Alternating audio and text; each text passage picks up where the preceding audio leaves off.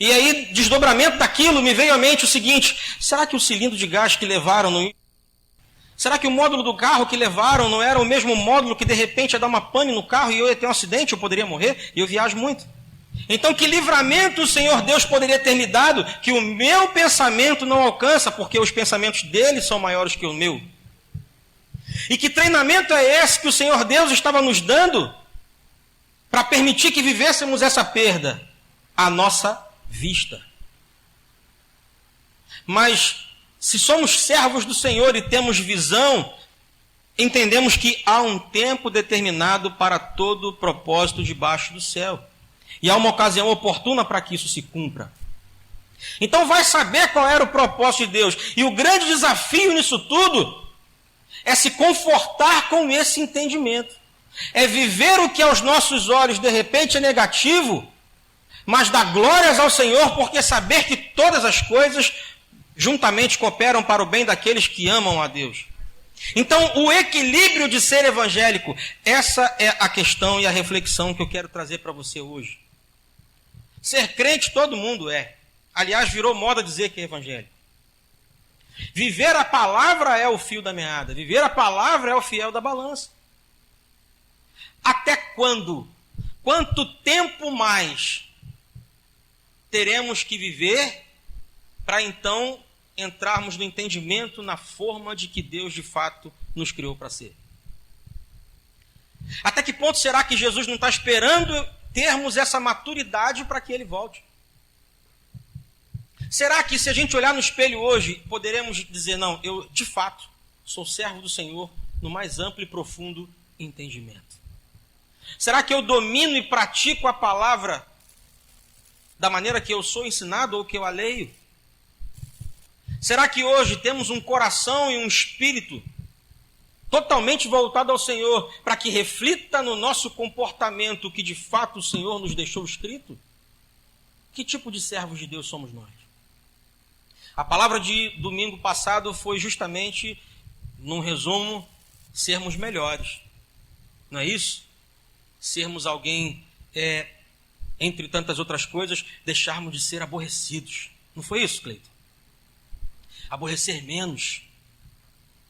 O apóstolo falou sobre pessoas aborrecidas, mal encaradas. O grande desafio é ser alguém melhor. Então, o que Eclesiastes está dizendo é: há tempo de nascer e tempo de morrer. Ora bolas, se a palavra de Deus está dizendo, olha, existe um momento certo para nascer e existe um tempo apropriado para morrer. Por que será que às vezes quando perdemos alguém, um ente querido, algumas pessoas em algum momento disseram, por que Deus fez isso comigo? Por que o Senhor levou? Por quê? Por que logo comigo? Só comigo que isso acontece. Há um tempo oportuno para nascer e para morrer. E os planos dele são maiores que os nossos. Há tempo de plantar e tempo de se arrancar o que se plantou. Você está preparado para perder e entender que isso foi Deus? Tempo de chorar e tempo de rir. Tempo de prantear e tempo de dançar. Tempo de espalhar pedras e tempo de ajuntar pedras. Tempo de abraçar, tempo de abster-se de abraçar. Tempo de buscar e tempo de perder. Então, eu acho que o entendimento, alcançar esse entendimento e concordar com esse entendimento de que em algum momento na nossa vida Deus vai nos deixar perder, isso é algo que vem contrário à natureza humana. Nós não fomos criados, por exemplo, com o chip da perda de um ente querido. Eu, particularmente, não sei você, irmão, mas eu não gosto nem de falar de morte. Eu não gosto nem de pensar nisso. Na morte da minha esposa, da minha filha, não, de jeito nenhum, não quero nem essa conversa. Sai para lá, conversa para lá, fala do teu, do meu não. Eu não gosto nem de entrar nesse assunto. Mas por quê? Porque isso nos traz e nos gera certo desconforto. Isso gera desconforto. Não é um papo bom, não é um assunto gostoso. Não é legal quando a gente perde alguma coisa.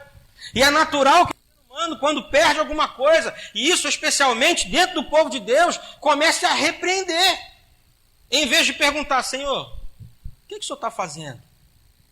O que está acontecendo que eu não estou vendo? A questão aqui, queridos, que eu quero trazer essa reflexão para você, é aonde a gente encontra essa balança, qual é o equilíbrio disso tudo? Será que tudo de negativo que aos nossos olhos parece ser negativo, será que tudo é culpa do diabo? Entenda o seguinte, a Bíblia diz que há um tempo determinado para todas as coisas debaixo do céu, há tempo de nascer e tempo de morrer. Mas também tem a liberdade nossa. Lembra que você também pode abreviar esse tempo? Imagine você que de repente existe uma data oportuna que Deus planejou em seu coração para que você morresse. Mas se você não cuidar bem da tua vida, você pode morrer amanhã, ué. Se você não cuidar bem da tua saúde, você pode morrer semana que vem. Se você não se cuidar, não olhar para os dois lados ao atravessar a rua, você pode morrer daqui a pouco. E eu quero que você viva até Jesus voltar, irmão, em nome de Jesus. Mas a questão é, o que estamos decidindo e que crédito estamos dando para a palavra em tudo aquilo que ela fala? Se há um tempo determinado para todas as coisas, e eu não estou enxergando isso dessa maneira, que o Senhor abra os nossos olhos e consiga, e encontre em nós espaço para mudar a nossa visão. Eu vivo por vista ou vivo por visão? Se eu vivo por vista, todo desafio vai parecer ser maior. Se eu vivo por vista, tudo que é negativo vai saltar aos meus olhos. Se eu vivo por vista, muito de repentemente, um detalhe que deveria ser pequeno e tratado com muita tranquilidade, poderá ser aquilo que vai destruir toda uma trajetória. Mas se eu vivo por visão, em algum momento eu vou começar a enxergar aquilo que os meus olhos não estão vendo, mas que só a fé é capaz de me fazer enxergar. Se eu vivo por visão, eu enxergo a mão de Deus onde a minha carne diz não. Ou eu enxergo a mão de Deus onde a minha carne diz sim e Deus diz não. Outro dia, conversando com a Bispa Isabel, em algum momento daquilo que ela estava falando, ela citou: você está preparado para o não de Deus? Será que nós estamos preparados para ter maturidade? A diferença entre a visão de um menino e a visão de um homem, um adulto maduro. Será que nós estamos preparados para ter o filtro de que até que ponto é Deus falando ou até que ponto é a minha carne usando a conveniência? Abra a tua Bíblia comigo, por favor, em 1 Samuel.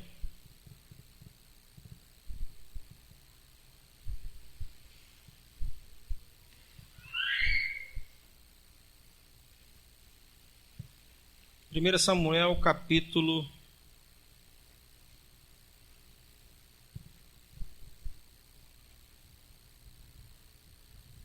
17, versículo...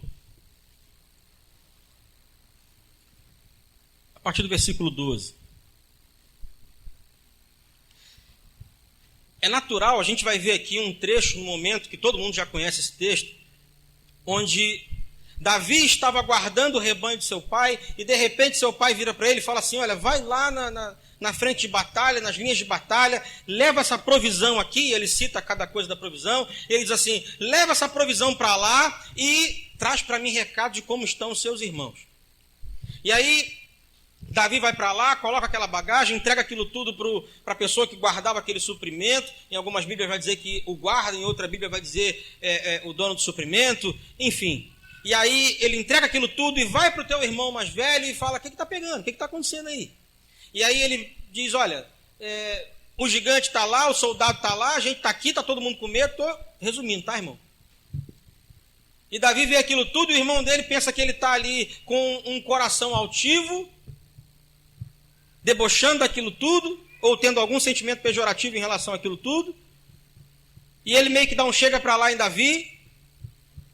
Mas o cenário era todo um exército teoricamente preparado, todo um exército de homens de Deus, era o povo de Deus, amém ou não?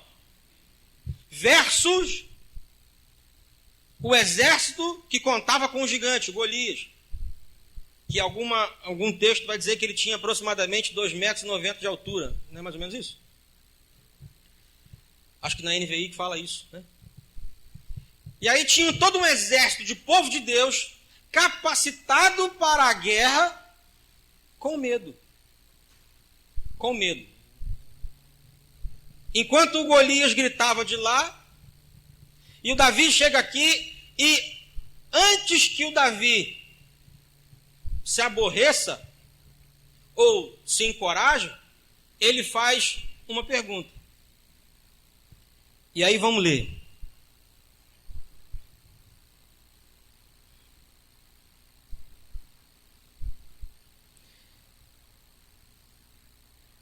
Versículo 12, do capítulo 17 de 1 Samuel. Diz assim: Ora, Davi era filho de um homem efrateu de Belém de Judá, cujo nome era Jessé, que tinha 8 filhos.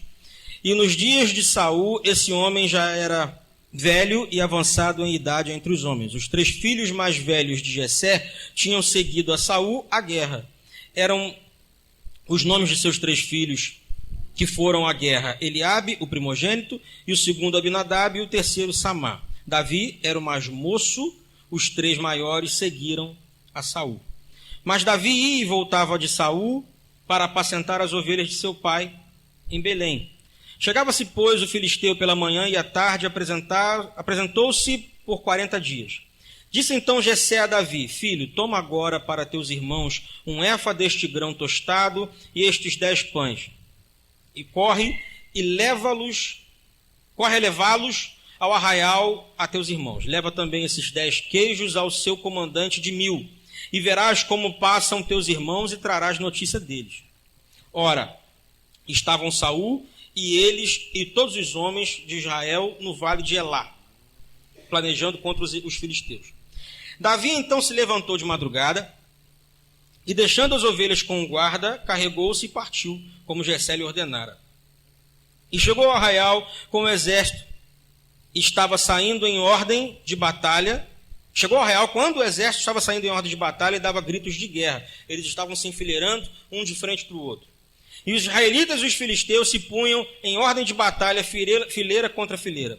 E Davi, deixando na mão do guarda a bagagem, a carga que trouxera, correu às fileiras e, chegando, perguntou a seus irmãos se estavam bem. Enquanto ainda falava com eles, eis que veio subindo do exército dos filisteus o campeão, cujo nome era Golias, o filisteu de Gate, e falou conforme aquelas palavras, e Davi as ouviu. Versículo 24.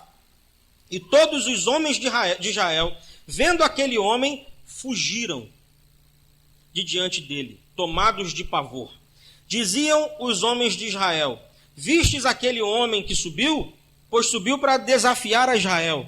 Ao homem, pois, que o matar, o rei cumulará de grandes riquezas e lhe dará a sua filha, e fará livre a casa de seu pai em Israel. Então falou Davi aos homens que se achavam perto dele, dizendo: Que se fará ao homem que matar esse filisteu e tirar a afronta de sobre Israel? Pois quem é esse incircunciso filisteu para afrontar os exércitos do Deus vivo? E o povo lhe repetiu aquela mesma palavra, dizendo: Assim se fará ao homem que o matar. Até aqui. É interessante ver que a Bíblia fala de características de Davi, que ele era moço, era jovem, não era um homem de guerra, não tinha sido criado, tanto que Saul mais na frente diz: olha, aquele camarada é antigo de guerra, experiente, e você não tem como ir contra ele. Mas olha que interessante. Antes que Davi se espantasse como todos pelo tamanho do gigante ou o tamanho do problema, ele fez a pergunta do milhão.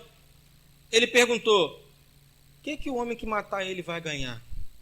O que vão fazer com o homem que derrubar esse camarada e tirar a afronta de sobre Israel? Aí a questão da vista ou da visão. Todo mundo enxergando por vista o cenário amedrontador de alguém que era grande. E Davi tentando enxergar por trás daquilo tudo o grande aprendizado e o grande prêmio de ser promovido.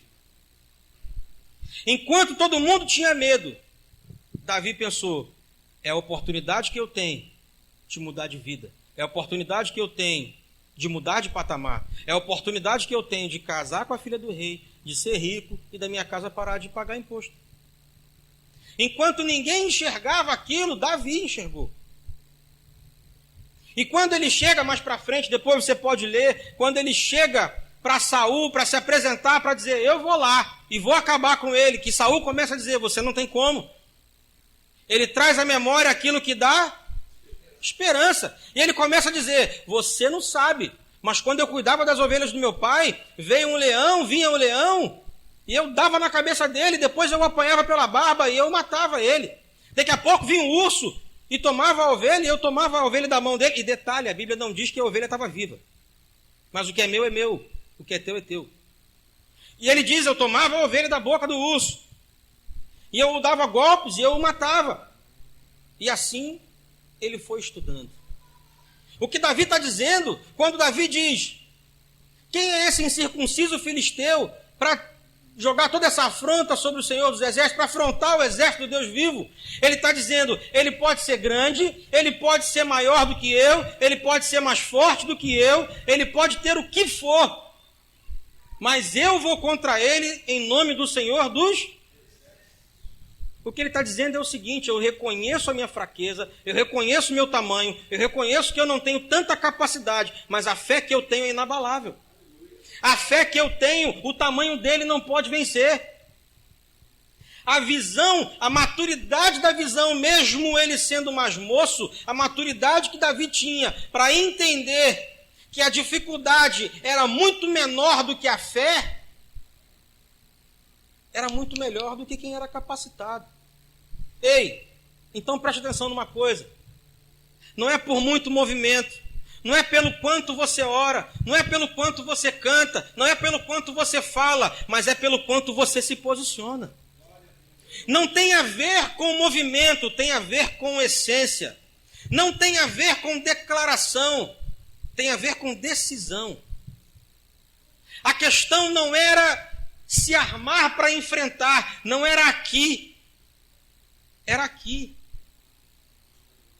É diferente. Então, quando a maturidade de Deus chega em nós, a questão não é que eu vou ficar parado e dizer, Deus fará um novo caminho, Deus fará algo.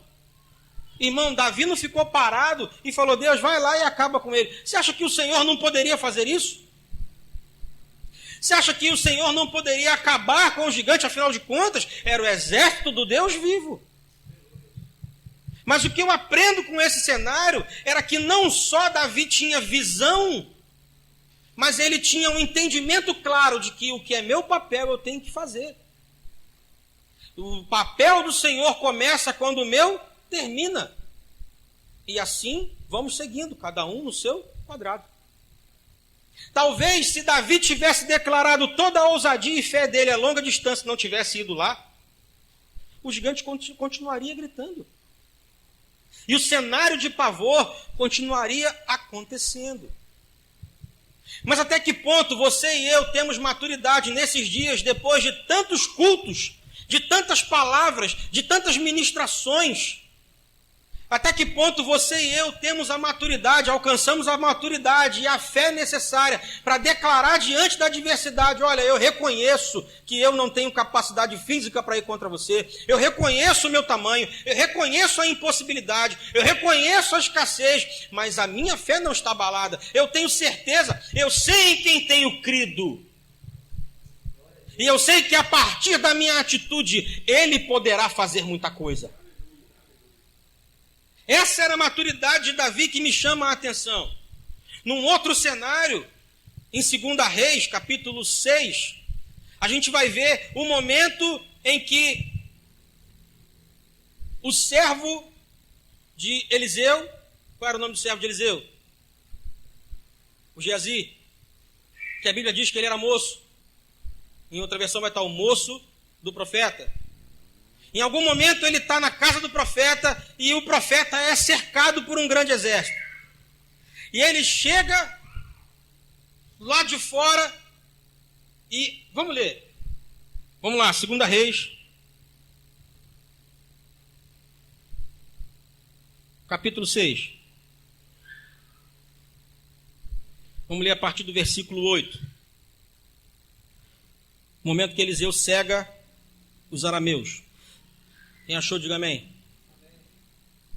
Diz assim: ora, o rei da Síria fazia guerra a Israel e teve conselho com os seus servos, dizendo: em tal e tal lugar estará o meu acampamento. E o homem de Deus mandou dizer ao rei de Israel: guarda-te de passares tal lugar, porque os sírios estão descendo ali. Pelo que o rei de Israel enviou àquele lugar, de que o homem de Deus lhe falara e de que o tinha avisado, e assim se salvou. Isso aconteceu não uma só vez, nem duas. Turbou-se por causa disso o coração do rei da Síria, que chamou os seus servos e disse: não me fareis saber quem dos nossos é pelo rei de Israel? Respondeu um dos seus servos: não é assim, ó rei meu senhor. Mas o profeta Eliseu, que está em Israel, faz saber ao rei de Israel as palavras que falas na tua câmara de dormir, ou seja, até no teu quarto, quando você planeja, o Eliseu conta tudo para o rei de Israel. E ele diz: ide e vede onde ele está, para que eu envie e mande trazê-lo. E foi-lhe dito: eis que está em Dotã. Então enviou para lá cavalos e carros e um grande exército, os quais vieram de noite e cercaram a cidade. Tendo o moço do homem de Deus se levantado muito cedo, saiu, e eis que um exército gigante tinha cercado a cidade com carros e cavalos. Então o moço disse: olha o recado do servo de Deus, olha o recado. Então o moço disse ao homem de Deus: ai meu senhor, estamos perdidos. Quantas vezes nós temos a mesma visão? Quantas vezes as adversidades, as situações, os desafios acontecem e a gente, além de esquecer que há um tempo determinado para tudo, e muito provavelmente aquilo ali também foi permissão ou projeto do Senhor, em vez de voltar com uma visão, a gente volta com a vista e diz: deu ruim, estamos perdidos, já era. Quantas vezes nós nos encontramos em situações onde a gente não vê saída, e a nossa boca não declara com fé aquilo que vivemos lá na frente, porque Deus deu o livramento. Quantas vezes, se você puxar a tua memória agora, você vai se lembrar que em muitas situações onde o desespero tomou conta de você, mas na frente Deus te deu o livramento e hoje você está aqui. Deixa eu te contar uma coisa da qual eu me arrependo até hoje. Eu falei isso várias vezes já. Em 2001, de 2000 para 2001, todo final de semana eu pegava um ônibus em Laranjeiras. Eu ia para a rodoviária Novo Rio e às vezes eu vinha direto para Alcântara, porque eu pegava uma bolsa em casa e ia viajar. Todo final de semana era assim. E eu tinha um horário certo para pegar o 721 Botafogo Alcântara. Todo sábado eu tinha aquele mesmo horário para pegar aquele mesmo ônibus, porque o próximo ônibus depois dele, 6 horas da manhã, demorava. E se eu perdesse aquele ônibus, eu provavelmente perderia passagem na rodoviária. E um dia eu vim correndo atrasado e eu vi o ônibus parado no sinal de trânsito. E eu falei: ufa, graças a Deus, o sinal fechou, vai dar tempo de chegar no ponto. E eu corri, cheguei no ponto antes que o ônibus saísse do sinal. Cheguei em tempo e fiz sinal, e aquele motorista não parou. E ele passou direto, e eu muito balancei e nada adiantou, ele passou direto. Naquele dia, eu saí da graça e eu falei demais daquele homem. Motorista desgraçado, motorista isso, motorista... Eu espraguejei aquele cara, tudo quanto era palavra que eu podia falar que não fosse palavrão. E eu fiquei muito irritado. Um tempo passou e depois veio o outro ônibus. E eu peguei o outro ônibus muito irritado. E entrei no outro ônibus, e ali, muito próximo de Botafogo, o ônibus de manhã, sábado de manhã, vinha vazio para o Alcântara. Então, praticamente, tinha eu e o motorista no ônibus. E eu sentei lá na frente, comecei a conversar com o motorista, e comecei a falar mal do outro motorista que tinha passado primeiro. E eu comecei a falar: pô, meu irmão, teu colega é doido. Eu cheguei primeiro no ônibus, eu cheguei primeiro no ponto, ele não parou o ônibus, eu estou atrasado. Rapaz, que motorista sem noção, que mal profissional, que coisa ridícula, eu estou atrasado. Comecei a conversar com o motorista, reclamando do motorista da frente. O tempo passou, viemos batendo papo, e quando eu cheguei no Caramujo, na famosa curva da Horta, que hoje em dia nem se chama mais assim, o ônibus havia virado, havia capotado. E muita gente que estava dentro daquele ônibus morreu. E o motorista, graças a Deus, sobreviveu. Porque se ele tivesse morrido, gente, misericórdia, meu coração ia pesar demais. Mas um monte de gente daquele ônibus morreu. E o ônibus estava virado, com as rodas para o alto. E aquilo, nunca mais esqueci, aquilo marcou a minha vida. E Deus me dando livramento e eu murmurando. Deus me dando livramento e eu murmurando. a minha visão não estava ali. Era a carne o tempo todo e a vista falando mais alto. Depois que aquilo aconteceu, eu não me recordo de outra ocasião onde eu fiz a mesma coisa. Eu procuro não ficar murmurando. E às vezes a gente pensa que não está murmurando e a gente camufla a murmuração e vai dizer que é razão. Quantas vezes a gente murmura e a gente converte aquilo para um papo sadio? E o que é murmuração para você? Será que quando algo acontece e é projeto de Deus, a gente não está enxergando? Quando a gente reclama, será que não é murmuração? Será que quando a gente repreende algo que na verdade veio de Deus, que atitude é essa?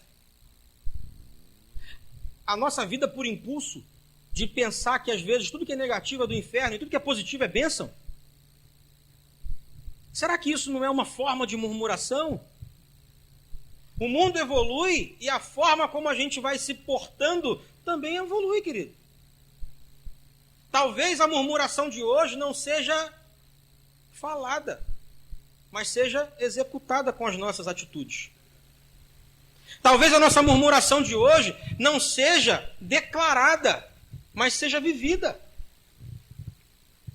Talvez a nossa murmuração de hoje não seja declarada à vista de todos, mas seja declarada dentro do nosso lar.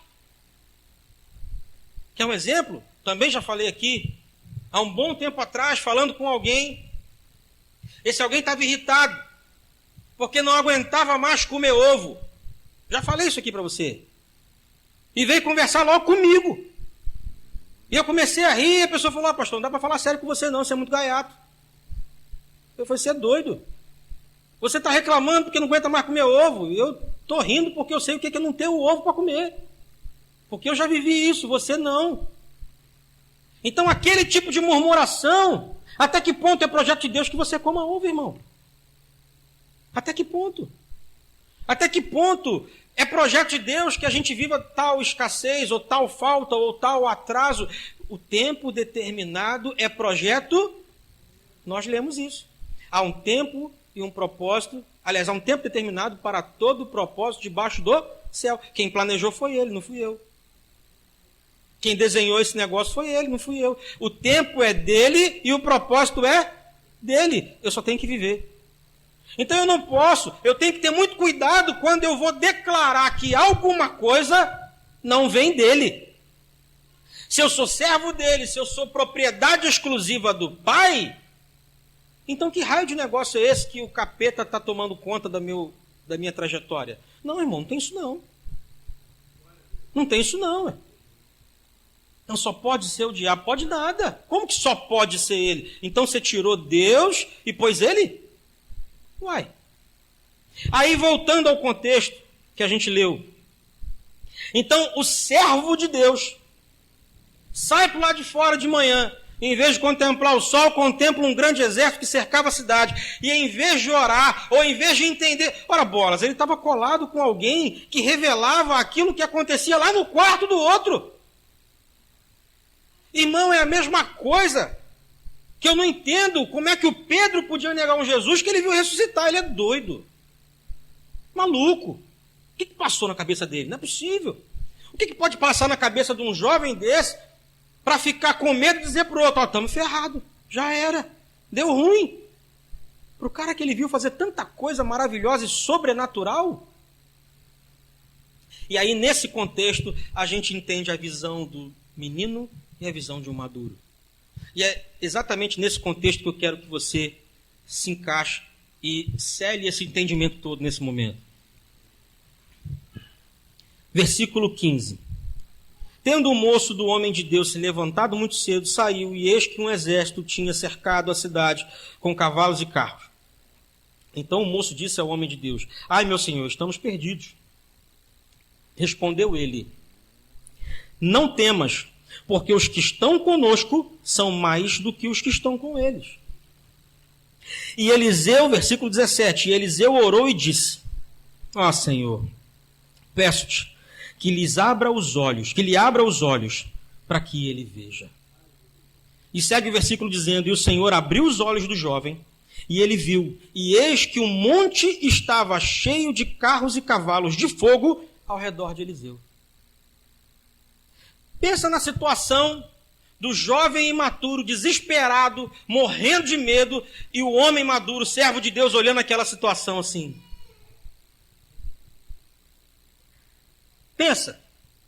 Pensa no jovem imaturo, desesperado com medo, e o homem de Deus olhando e...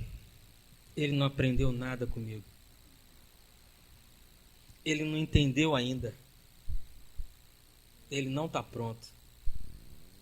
Será que às vezes esse não é o olhar do Senhor para nós?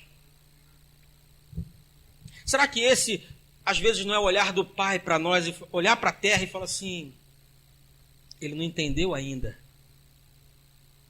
Será que quando algo que aparentemente aos nossos olhos é negativo acontece e a gente declara aquilo crédito do inferno, será como que o Senhor olha do céu e fala assim, ai, eu quero os direitos autorais. Ai, que, meu Deus, imagina o Senhor olhar do céu e, como que eu posso estar fazendo tudo isso e ele não está entendendo? E aí Eliseu ora e fala, Senhor, abre os olhos desse jumento para ele ver. Abre os olhos dessa mula. E aí diz que o menino olha, uau! Aí o Cláudio Duarte vai brincar numa palavra e dizer que ele fala assim, vem, né? Chama para briga, né? Imagina, irmão. Imagina o olhar do Senhor quando a gente acredita ao inferno um treinamento que o Pai nos inscreveu. Ainda ontem, estava conversando com a pastora Natália e a gente estava maravilhado, conversando no carro. Como que Deus escreve a nossa história de uma maneira muito particular. E é muito bacana. Quando eu olho para a nossa vida lá atrás, quando eu olho para a minha vida, a gente estava falando de vida profissional por conta de algo que aconteceu ontem. Quando eu olho para trás e vejo onde eu estava, quando eu olho para a nossa situação financeira lá atrás, quando eu olho para a minha vida antes do casamento, financeiramente falando, profissionalmente falando, ou como pessoa falando lá atrás e olho para hoje, percebo como que Deus conduziu e coisas que a gente nunca imaginava. E se eu tivesse esmorecido o coração ou perdido disposição lá atrás? Se eu tivesse derretido o coração lá atrás? Ontem foi a terceira vez que eu neguei uma proposta para ser supervisor numa grande empresa. E aquilo não era motivo para fogos, mas foi motivo de gratidão. Falar, Senhor, de onde o Senhor nos tirou e onde o Senhor nos colocou? Em outro tempo, uma proposta como a que eu vivi ontem, eu quero, é minha. Eu não ia respirar, ia passar mal, ia ficar pensando, meu Deus, eu ia dormir. A proposta, a resposta, o currículo. Mas ter a liberdade de dizer, não, isso aqui não dá para mim não, estou bem assim. Não, obrigado, estou tranquilo. Só Deus pode fazer um negócio desse, irmão. Se eu tivesse que escrever um livro, eu ia dar o título de Velho do Rio. Porque eu ia lembrar de que está rindo. A pastora Natália está rindo lá atrás. Porque eu comecei tirando a areia do valão. Se tivesse que escrever um livro hoje, esse é seu nome. A História do Velho do Rio. Ia chamar a atenção, né? E poder escolher, poder negar, poder dizer, não, estou bem, obrigado, vou te indicar um camarada, vou abençoar alguém, deixa eu aqui quietinho. Só Deus pode fazer um negócio desse, irmão. Não é por capacidade, é por fé. Não é por talento, é por visão. Não é por insistência ou força, é por posicionamento. Quem temos sido nós? Nós temos sido o quê? Termômetro ou termostato? Nós vimos isso outro dia. Termostato lê a temperatura do ambiente. Aliás, termômetro lê a temperatura do ambiente.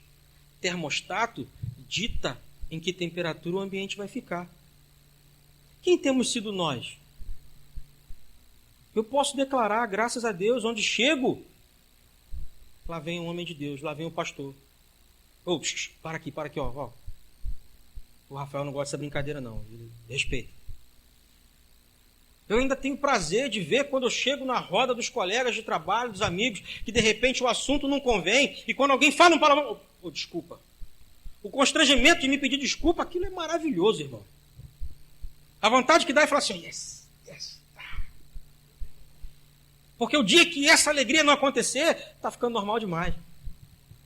Abomino palavrão, irmão, detesto. Com toda a minha força. Então esse sentimento, essa sensação, o gostinho disso, isso é por posicionamento. Isso é por fé. Isso é por visão, não é por vista. Até que ponto nós temos vivido por visão e não por vista? Até que ponto a sua situação atual tem sido algo, motivo, para você chutar o pau da barraca e abandonar a sua fé? Até que ponto as coisas que a vida te propõe, os momentos que a vida te propõe, têm sido motivos para você se ficar irritado com o céu, irritado com Deus, chutar o pau da barraca, se apostatar da fé, declarar maldição e achando que está na razão, irmão? Hora de ser crente, parceiro, não é a hora que você está aqui na igreja, no culto agora. Assim é muito fácil. É muito fácil botar a Bíblia debaixo do braço, vir para a igreja e dizer para todo mundo, eu sou crente. É muito fácil, irmão. Difícil é ser crente na hora que o casamento está ruim. Difícil é ser crente na hora que a discussão está acontecendo. Difícil é ser crente naquele momento que deu vontade de xingar. Eu não sou super-homem não, irmão, mas eu posso dizer uma coisa sem medo de errar. Isso é um troço que eu não tenho vontade. Graças a Deus, eu tenho outros 1000 defeitos. Esse não. Talvez você tenha esse e não tenha meus outros 1000. Amém? Mas ser crente de verdade, provar para Deus e não para o próximo que você é crente, é a hora que você consegue dizer para a tua mão, não vou tacar o copo na cabeça dele. Ué. Isso é um negócio que eu tenho que dominar, ué. Eu não taco copo na cabeça da pastora Natália, não, pelo amor de Deus. Em nome de Jesus. Mas cada um com as suas travas, irmão. Cada um com o seu domínio próprio. Cada um mostrando que é servo de Deus no momento correto. Eu já falhei, irmão. Já falhei. Eu me arrependo amargamente. Eu já contei esse testemunho aqui também. Irmão, e quando o seu testemunho falha, talvez doa mais do que um soco. Eu não sei se você sente isso, irmão, mas foi o que eu senti. 2 ocasiões já aconteceram comigo. Numa ocasião que, aos olhos de muitos, poderia ser engraçado, depois ficou o peso na minha consciência e o espírito me constrangendo. Eu estava indo para Itaboraí e um doido, aparentemente um doido, no meio da estrada, chutando os carros, chutou o meu carro. E eu quase não gosto de carro, desci do carro irado. E ele correu. E eu falei, vem cá. Eu não falei, vem cá assim, mansinho, né? Eu falei, vem cá com vontade de matar ele, irmão. E ele de longe fazia assim, vou aí não. Eu? Vou não. E eu falando em alto bom tom, vem aqui que eu vou te arrebentar. Só que dentro do meu carro, do lado do meu carro, tinha um católico, apostólico romano da Biga de César. Com o escudo do Vasco.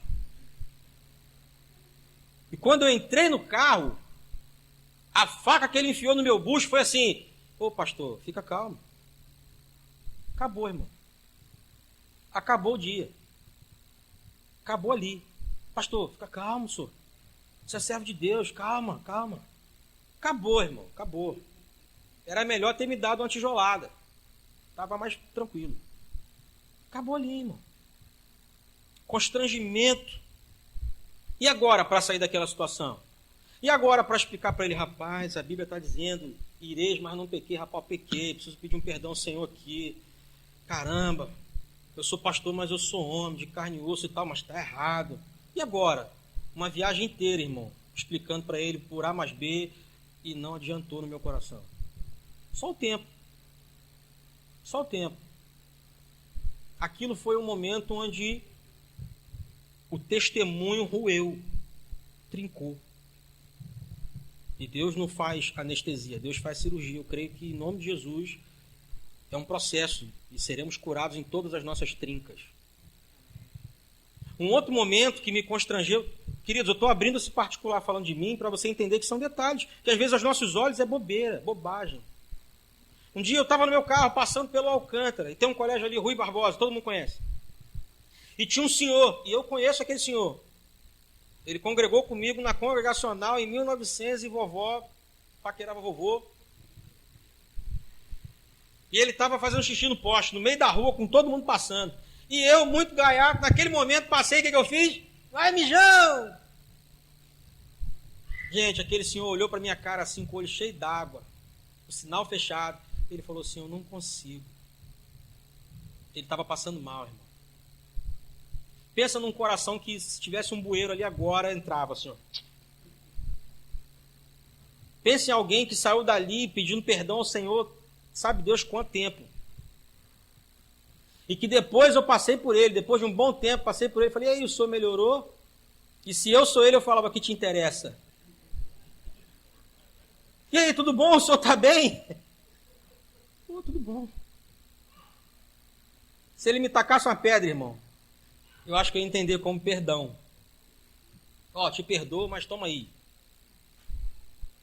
Detalhes, irmão, que o Espírito Santo fala com você das maneiras mais esquisitas que você pode imaginar. Mas você vai podando. Desse dia pra cá, eu nunca mais chamei ninguém de mijão na rua, gente. Sério. Verdade. Nunca mais. É engraçado, mas pode acontecer com você, né? Talvez se alguém quiser levantar e falar um negócio desse assim, vai ter muita coisa engraçada. É engraçado mesmo. Mas o que eu quero dizer com toda essa brincadeira aqui e essas verdades é que o nosso posicionamento diante de Deus grita muito mais alto ao inferno do que a voz do gigante. O nosso posicionamento diante da adversidade em Deus pode muito mais em seus efeitos do que a minha declaração errônea muitas das vezes.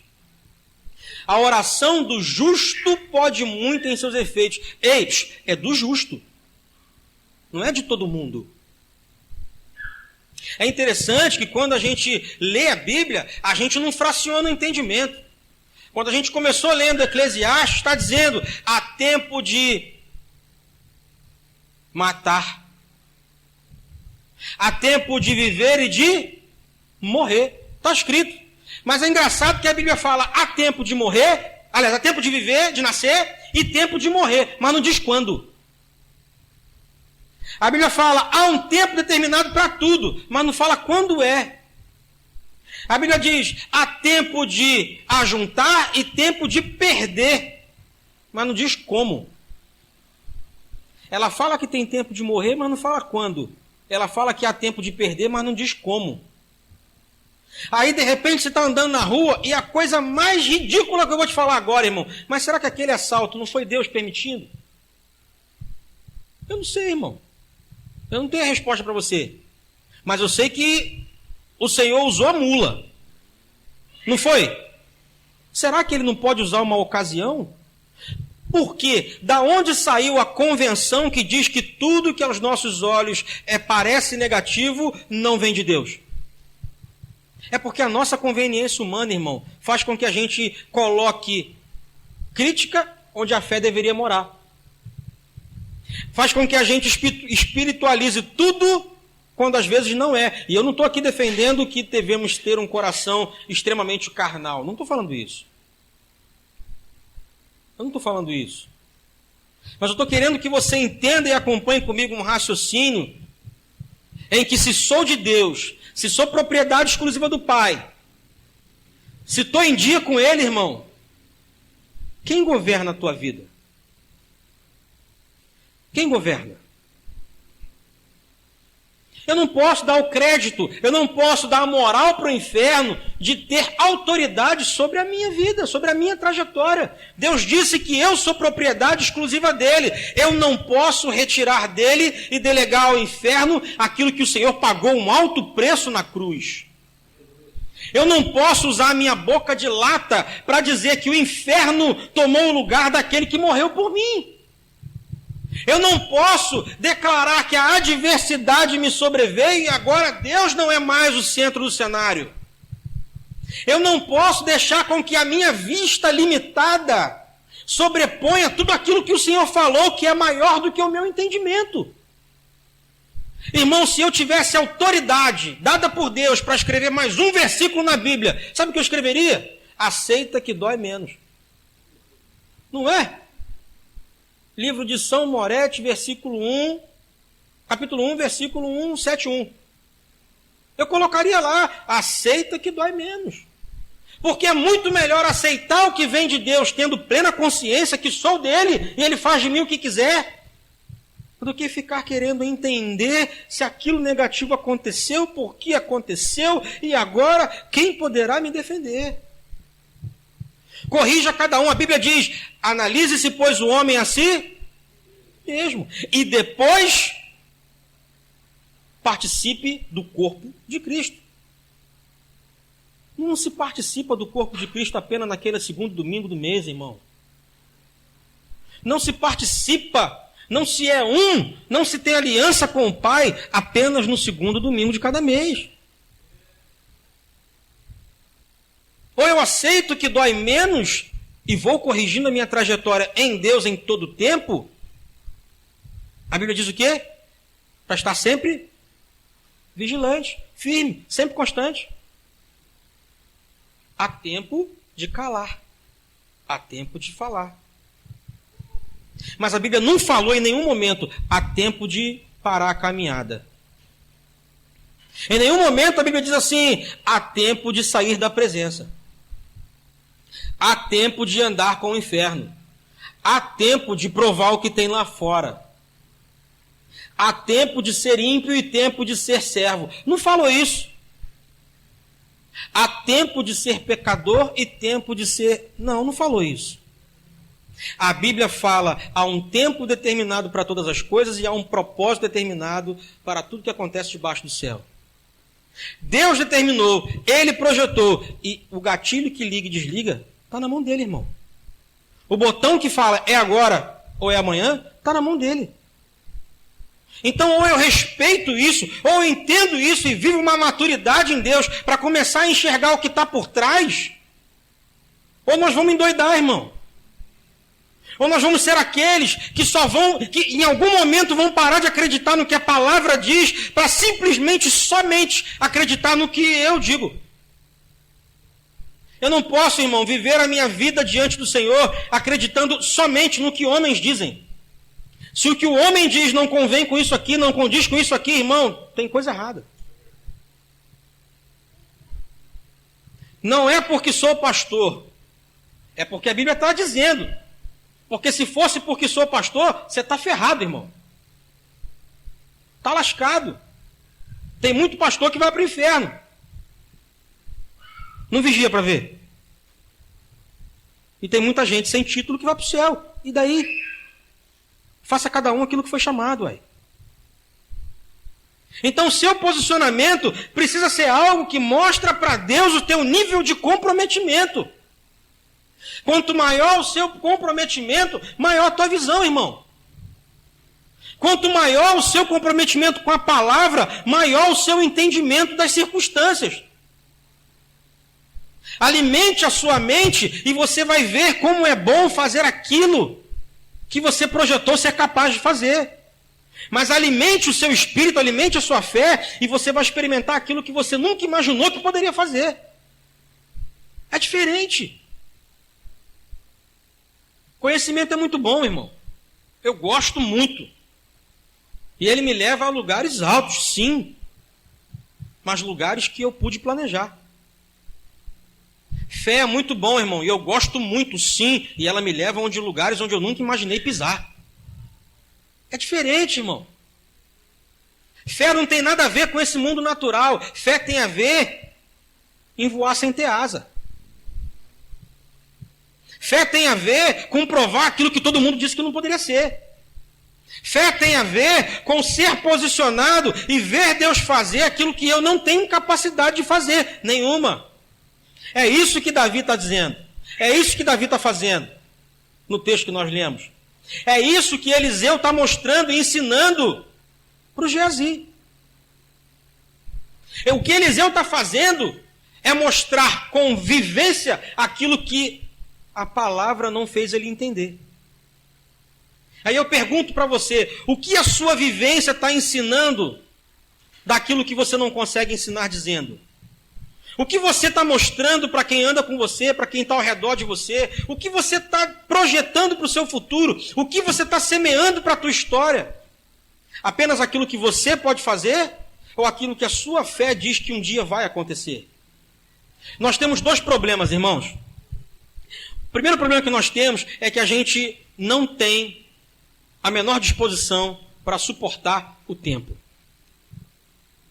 Principalmente servo de Deus. Por que digo principalmente o servo de Deus, o crente? Porque eu já conheci muita gente não crente que espera... Não, a hora vai. Eu conheço gente que não tem Jesus, irmão, e a nível de tempo tem mais fé que eu e você. Não sei se você já conheceu alguém assim. Mas eu conheço alguém que fala assim, não, uma hora esse negócio vira. Uma hora a chave liga, uma hora eu vou chegar lá. Eu conheço gente assim que nem de longe conheceu Jesus ainda. Mas eu conheço tanto crente que quer remir o tempo, que quer encurtar o tempo. Conheço tanto crente assim. Conheço um jovem que uma vez conversando, uma outra igreja que a gente era, e eu perguntei para ele assim, mas e aí? O que você projeta para o futuro? O que você vai ser daqui a um tempo, daqui a 4 anos, 5 anos, 10 anos? Quem você vai ser? Qual é teu sonho? Ele disse assim, meu irmão, meu sonho é ganhar uns 200 mil na loteria, me internar lá na casa da adoração e servir ao Senhor, e viver de juros. Eu dei uma gargalhada, irmão, dei uma gargalhada, na época. Ele falou assim, tá doido? A gente foi fazer conta de quanto valia o juro na poupança. Eu falei para ele, cara, ganhe 200 mil na poupança, ganhe 200 mil na loteria, ponha na poupança e veja como é bom viver de miséria. Na época era 0,3%. Perdia tudo para o IOF, CPMF. Dava nada. Não rendia e ainda perdia. E o motivo? Vou viver de juros, não vou trabalhar e vou viver adorando o Senhor. Depois você lê na sua casa os versículos antes desse momento que Eliseu pede para o Senhor abrir os olhos do moço e veja que eles estavam trabalhando para construir um lugar melhor para que eles habitassem. Veja a união daqueles homens para construir um lugar maior. E é aquele momento que o cabo do machado, o ferro do machado boia.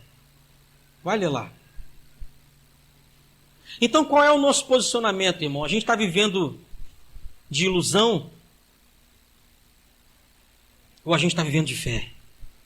Fé é um firme fundamento. Fé não é, apesar de não ser palpável, a Bíblia diz que é firme. E é enraizado. Percebe quando a Bíblia diz a fé é o firme fundamento? Você já pensou nisso? Fé a gente não toca nela. Mas a Bíblia diz que ela é firme. E é um fundamento. Ou seja, é tão firme que é capaz de sustentar a sua vida. O que é fundamento? Fundação. Você faz uma casa, tem que fazer um alicerce, uma fundação, para sustentar tudo que você projetou em cima. Fé é um fundamento, é a fundação que sustenta toda a tua história daquilo que você vai conquistar em cima. Põe a tua fé debaixo dos seus objetivos e veja como é bom edificar algo seguro diante de Deus. Põe a tua fé debaixo da sua vida e veja como é bom ter uma vida segura em Deus. Põe a tua fé debaixo dos seus sonhos e veja como é bom deixar de ser sonhador para ser testemunho. Põe a tua fé debaixo dos seus sonhos e veja como é bom deixar de ser promessa para ser um testemunho. Põe a tua fé debaixo do seu casamento e veja como é bom ter um casamento que dura. Coloque a tua fé debaixo da criação dos seus filhos e veja como é bom viver uma vida onde eles são guardados pelo Senhor e você fica em paz, irmão. Coloque a tua fé debaixo do seu negócio e veja como é bom provar, ver todo mundo dizer que o mundo está em crise e você está prosperando e ninguém está entendendo. Coloca a tua fé lá, irmão. Isso é fundamento. Isso é fundamento. O mundo é mau, mas eu não vivo no mundo. A Bíblia diz que eu sou passageiro por aqui. A mídia diz que 2019 foi o ano mais pesado para o negócio no Brasil, para o comércio, para o cenário comercial no Brasil. A mídia diz isso. Estou crescendo, irmão. Estou crescendo, estou andando. Minha empresa está andando. Estou crescendo. Cresci 2,8 esse ano de 2019. Estou crescendo, irmão. No momento da crise, estou andando. Estou andando. 2018, todo mundo falou que ia ser... Lembra disso? A crise política, não sei o quê, a inflação vai subir, troca de governo. Comecei a construir, irmão. Estou andando. O mundo está em crise. Eu não vivo de cenário. Eu não vivo de cenário. Eu vivo de fé, eu vivo de visão, não vivo de vista. Um dia, muitos anos atrás, eu nem casado era com a pastora, nem namorava a pastora Natália. Um dia, numa roda de amigos, crentes, todos servos de Deus da igreja que eu era. Alguém perguntou assim, e aí, como é que vai ser a vida para frente? Eu falei assim, eu vou comprar um apartamento, vou morar lá, porque o dia que eu casar vai estar seguro, não vou morar no primeiro andar, que eu tenho preocupação, eu sou neurótico, vou morar no terceiro, quarto, quinto, sexto, 10º, 20º andar onde Deus permitir. Vou comprar meu carro, não vou casar a pé. Eu tinha esses sonhos assim. Não vou casar a pé. E vou vivendo. Um dia eu vou abrir minha empresa e vou sambar na cara da sociedade. Falei na mesa assim, brincando. Um servo de Deus, ministro do louvor, falou assim, teu problema é que você é iludido. Você é muito iludido. Porque a condição do cenário na minha vida na época era o camarada que ia a pé para a igreja e voltava a pé, chuva ou sol, porque não tinha o dinheiro da passagem. Então eu era o iludido a julgar pelo cenário, pela capa. Os anos passaram. Algum tempo depois, eu comprei um apartamento no 5º andar. E antes de casar, eu comprei um Voyage 82, cujo chaveiro ficou lá na mesa dizendo, vou ter uma chave aqui, vai ter um carro aqui, vai ter um carro aqui, vai ter um carro aqui. Eu era o doido que andava com o chaveiro do carro pendurado na cintura, pegando o ônibus sem a chave do carro nele. Mas o chaveiro estava na cintura. Então tem umas provas de fé que funcionam. E que Deus projeta um futuro maravilhoso. O iludido comprou um apartamento, comprou o carro, casou, o apartamento era no 5º andar, depois comprou outro negócio. E o iludido hoje é dono da empresa. E já tive um montão de carro, gente. O iludido comprou um monte de carro, perdeu o carro, comprou carro, perdeu o carro, o capeta roubou, Deus deixou. Irmão, não estou andando a pé. Já faz muito tempo que eu não ando de ônibus. Isso é mérito nosso? Não, isso não vem de nós, é dom de Deus. Vai lá na mamãe. Deus promove aqueles cuja fé é o fundamento. Deixa ela, irmão, ela levanta. Tranquilo, minha filha é ninja. Vai, filha. Ó, o iludido fez uma filha ruiva, filho. Pega essa visão aí. Tá pensando que? Isso é legal, irmão. Ó. É nóis. Tá rindo, irmão? Todo mundo olha. Eu com a ferramenta na cintura. Qualquer hora, olhar para minha filha não vai dar certo, não. Brincadeira. Mas amém, irmão? Que a sua fé seja o combustível do seu posicionamento. Que o seu posicionamento seja a razão para Deus habilitar você a ver aquilo que a sua vista não enxerga, mas a visão ensina. Que a sua fé seja o fundamento que vai sustentar todo um posicionamento e toda a história maravilhosa que Deus fez para eu e você vivermos. Que a nossa fé em Deus possa ser aquela que faz com que as adversidades não tenham o poder de gritar e nos amedrontar, mas ainda que ela grite, a minha fé declare com a minha atitude, dizendo, eu sei que o meu Redentor vive e que no momento oportuno essa coisa vai mudar. Que nós sejamos aqueles que não ficam no barco olhando o testemunho do outro, mas aqueles que se jogam antes mesmo da prancha acontecer, irmão. Que eu não vá andando sobre a água, mas que eu chegue nadando e toque no Pai, irmão. Meu papel é se esforçar. O seu papel é se esforçar. O seu papel é fazer o seu melhor, irmão. Aliás, fica aqui um parêntese. Que eu nunca entendi. E assim como o apóstolo tem umas perguntas para fazer lá em cima, eu tenho uma para fazer também. Eu vou perguntar para aquela cambada de mula que estava no barco, dizendo assim, por que você não foi nadando? Ué, era o Jesus que estava lá, irmão. Você está doido? Aí Pedro fala, se é o Senhor, manda eu ir ter contigo. E ele vai andando. E eu não posso ir nadando por quê? Eu sei nadar, irmão. É o Jesus que está ali, você não vai correr, não? Só ele que vai? Vai nada. Eu vou tocar lá também, irmão. E Pedro desfilando na água e eu nadando aqui embaixo, ó. Vou chegar primeiro, bobão. Vou chegar primeiro. E vou mesmo. Então, oportunidades, elas foram criadas para ser conquistadas. Desafios foram criados para ser vencidos. Irmão, o coração de Deus é o mesmo coração do pai que brinca de esconde com o filho. Sabia dessa? O coração do Senhor Deus não é o coração de quem se esconde para não ser encontrado. Quando você brinca de pique com seu filho, você se esconde para ser encontrado. É assim, ó. Vai lá, fecha o olho. Aí você se esconde assim, né? Não está me vendo. Aí seu filho vem e fala, porque viu metade do seu corpo ali. Você se deixou ser encontrado.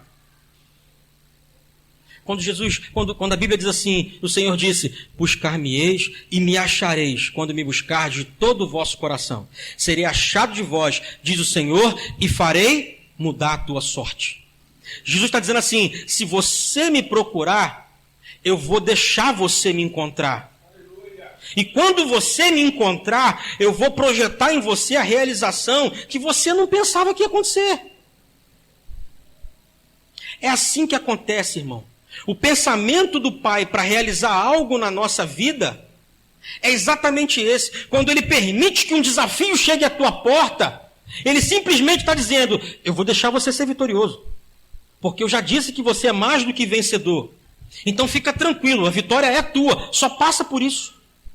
Então que a gente tenha o comprometimento de não murmurar, de não reclamar, de não colocar na conta do inferno aquilo que ele não tem nenhum benefício e nem poder para ter. Para de dar moral para a região ruim daquilo que o Senhor criou no seu imenso jardim do coração, irmão. Se está no coração do Pai, para de colocar a mão do negão lá, filho. Para de colocar a mão do beiçudo lá. Para de declarar negativamente aquilo que o Senhor está doido para ver, a tua ousadia, a tua intrepidez. Se é oportunidade, se é desafio, se é um gigante. Irmão, talvez, enquanto Davi estava ali num maravilhoso discurso de ousadia, de repente o Senhor podia estar do céu olhando e falando, quem é ele, né? Mas bastou uma palavra dizer, eu vou contra ti em nome do Senhor dos Exércitos. De repente o Senhor olhou do céu e falou, agora eu vou ter que agir. Golias, já era para você, deu ruim. Me chamou para a parada. Que em vez de reclamar, irmão, você possa chamar o Senhor para dentro da parada. Que em vez de murmurar, você possa chamar o Senhor para dentro do negócio. Que em vez de declarar maldição, você possa chamar o Senhor para dentro do negócio. A questão é mudar o farol, mudar a importância. Aonde está a nossa atenção? A Bíblia diz, aonde está o seu coração, aí está o seu. Na hora da adversidade, aonde mora o teu coração? Naquele que é poderoso para fazer? Ou naquilo que está te perturbando a não fazer? Lembre-se bem, quando Davi viu oportunidade naquilo que todo mundo via medo, todo mundo foi contra ele. Todo mundo. Mas quando eu sei quem sou e sei quem está em mim, quando eu sei quem sou e sei quem falou comigo, quando eu tenho certeza da voz que fala comigo, quando eu tenho certeza de quem vive, quando eu tenho certeza de quem sou em Deus e quem Ele é e o que Ele é para mim, irmão, não importa a voz de ninguém. Se eu tenho certeza que foi Deus, vamos embora, irmão. Vamos ser vitoriosos. Vamos exibir o troféu. Vamos mostrar para todo mundo que Jesus Cristo é o Senhor. Amém? Se coloque de pé, por favor.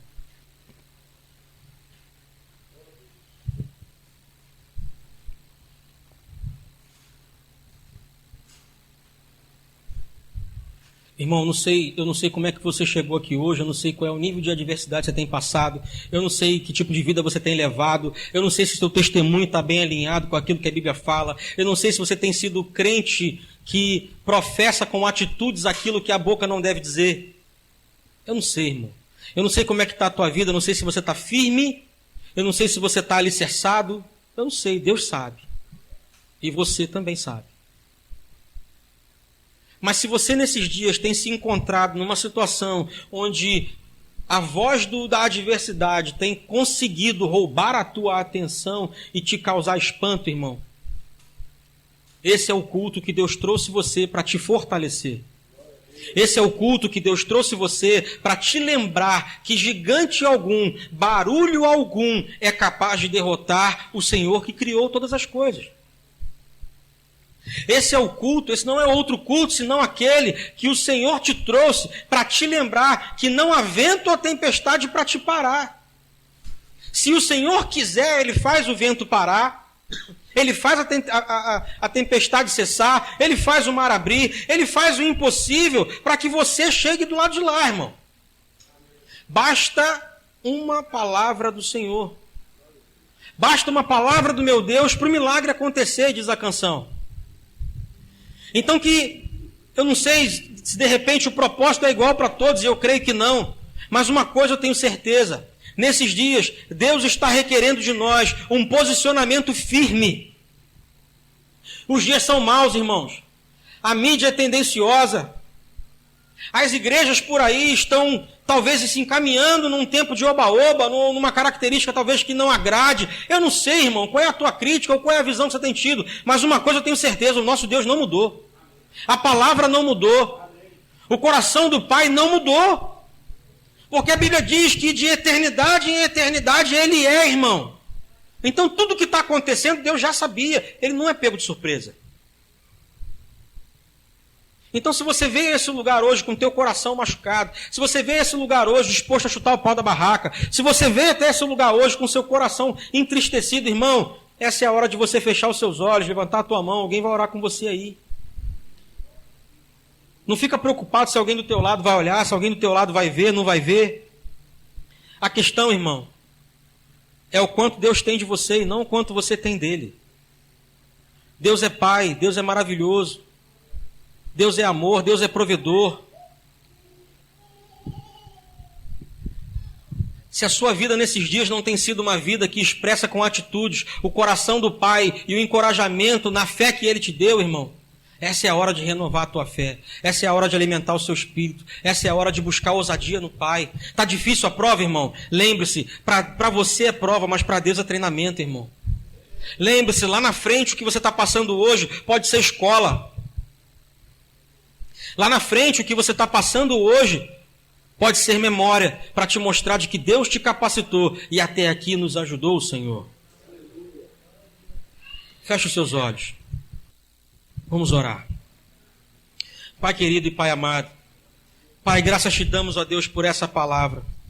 Deus, eu não tenho mais o que falar, mas o Teu Espírito pode. Deus, que o Senhor possa falar melhor em cada coração e nos mostrar, Pai, como agir diante dos dias, porque a Bíblia diz que basta a cada dia o seu mal. Senhor, em nome de Jesus, isso também nos leva a entender que todo dia tem uma vitória para acontecer. Pai, em nome de Jesus, que a partir de hoje, a minha vida, as nossas vidas, sejam repletas, ó Pai, de vitórias para contar e de testemunhos para dizer que fomos vencedores porque o Senhor nos promoveu. Pai, que cada degrau possa representar um alicerce firme, um firme fundamento, que só a Tua fé pode nos levar a acontecer, a fazer e a ser. Em nome de Jesus, Pai, limpa os nossos corações, molda o nosso caráter, molda, Pai, desenha a nossa fé. Pai, que o nosso coração possa expressar a gratidão necessária ao Senhor. Deus, que as nossas palavras, aquilo que sair da nossa boca, possa, entre todas as coisas e acima de todas elas, ó Pai, demonstrar para todo mundo que se aconteceu, foi o Senhor que permitiu ou foi o Senhor que proveu. Deus, que em tudo possamos ter gratidão ao Senhor. Deus, que em tudo, ó Pai, o nosso espírito possa de fato ter a visão por trás dos panos de que o Senhor sempre será maior do que a adversidade ou do que o cenário ao redor. Deus, que o Senhor possa nos mostrar os seus carros e cavaleiros de fogo, que o Senhor possa nos mostrar o teu socorro, que o Senhor possa fazer conosco e ter a liberdade de ouvir a nossa oração e abrir os nossos olhos como abriu daquele moço. Pai, que possamos ter autoridade no dia a dia para pedir ao Senhor, Senhor, abra os nossos olhos, ou até mesmo abra os olhos dele para que veja, Pai. E o Senhor assim abrir e vidas se converterem por aquilo que o Senhor fez conosco, Pai. Deus, em nome de Jesus, que a nossa vida seja uma referência, que carregue e arraste muitas vidas para o céu. Em nome de Jesus, Pai. Guarda a nossa vida, guarda o nosso coração, guarda a nossa alma, aumenta a nossa fé. Deus, dá-nos intrepidez, dá-nos força, dá-nos ousadia, dá-nos, ó Pai, o discernimento de cada coisa. Senhor, dá-nos a estratégia correta, o caminho a seguir. Deus, em nome de Jesus, Pai. Faz-nos entender a Tua palavra da maneira mais profunda que Tu queres que entendamos, Pai. A Bíblia diz que os seus planos são mais altos do que os nossos e os seus caminhos não são os nossos caminhos. Deus, eu aprendi que é o Senhor que decide quando e o Senhor que decide como. Quando eu leio, ó Pai, que os seus planos são maiores do que os meus, os seus caminhos são melhores do que os meus, eu entendo que o Senhor não vê como eu vejo e não faz como eu faço. Porque tudo que vem do Senhor é melhor, Pai, e é maior. Ensina-nos, ó Pai, a caminhar debaixo dessa palavra, em nome de Jesus. Amém e amém. Aplauda o Senhor em nome de Jesus.